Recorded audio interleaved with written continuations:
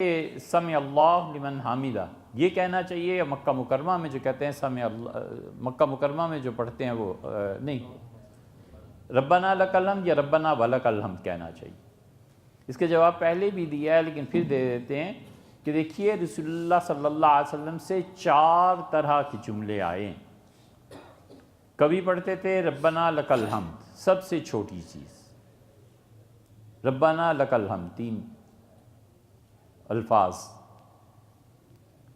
کبھی پڑھتے تھے ربنا ولک الحمد، اس کی ابن قیم نے زاد المعاد میں تردید کی ہے مگر وہ ایسی نہیں ہے جسے مانا جا سکے رحمہ اللہ۔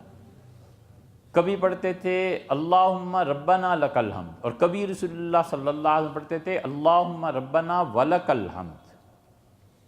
حنفی فقہا نے سب سے زیادہ ترجیح اسی جملے کو دیا کہ اللہم ربنا ولک الحمد، اس لیے ہمیشہ سمع اللہ لمن حمدہ اور اس کے بعد اللہم ربنا ولک الحمد یہ پڑھنا چاہیے۔ ربنا لک الحمد بچوں کے لیے تھا، نماز کی کتابوں میں بچے چھوٹے ہوتے ہیں نا تو چھوٹے چھوٹے جملے سکھا دیا، ربنا لک الحمد سکھا دیا کہ چلو یہ بھی حدیث میں آیا ہے۔ انہیں کیا پتا تھا کہ کبھی اتنی جہالت بھی آ جائے۔